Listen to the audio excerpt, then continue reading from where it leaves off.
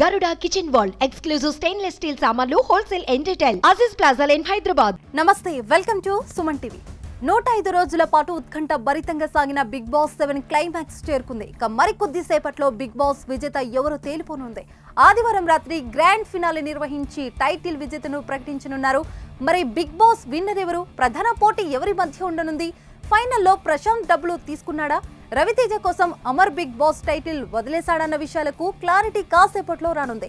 అభిమానులు మాత్రం big boss final కోసం ఉత్కంఠంగా ఎదురు చూస్తున్నారు. ఫైనల్లో ప్రధానంగా అమర్దీప్, పల్లవి, ప్రశాంత్ మధ్య పోటీ ఉందని ఫ్యాన్స్ చెప్తుండడంతో ముందుగా అమర్దీప్ గురించి మాట్లాడుకుందాం.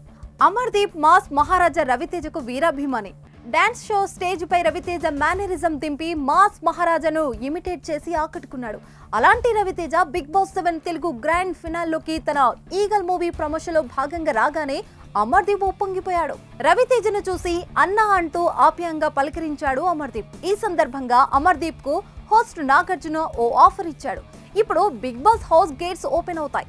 నువ్వు ఇప్పుడు స్టేజ్ మీదకు వస్తే రవితేజ సినిమాలో ఆయన పక్కన నటించే అవకాశం వస్తుందని నాగార్జున చెప్పాడు. కేవలం 7 సెకండ్స్ టైం మాత్రమే ఉందని నాగార్జున చెప్పాడు.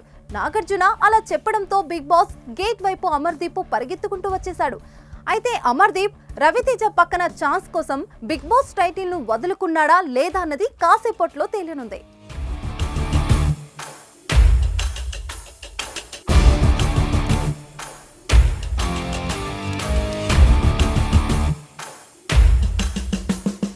మరో ఫైనల్ కంటెస్ట్ పల్లవి, ప్రశాంత్ కూడా డబ్బుల కోసం బిగ్ బాస్ టైటిల్ ను వదులుకునే అవకాశం ఉంటుందన్నారు విశ్లేషకులు. ఫైనల్లో గోల్డెన్ బాక్స్, డైమండ్ బాక్స్ ఆఫర్లను చివరి ఇద్దరి కంటెస్టెంట్లకు కల్పిస్తారు. ఇక వాటిలో సుమారు 20 నుంచి 25 లక్షల వరకు ఉంటాయి. మొత్తం ప్రైజ్ మనీలో సగం కంటే ఎక్కువ డబ్బులను ఆఫర్ చూపిస్తారు. ఎవరైనా వెళ్లిపోదామనుకుంటే వాటిని తీసుకుని వెళ్లిపోవచ్చు అనేసి అంటారు. అయితే ఈ డబ్బులను ప్రశాంత్ తీసుకుంటాడు అని ప్రచారం జరుగుతుంది.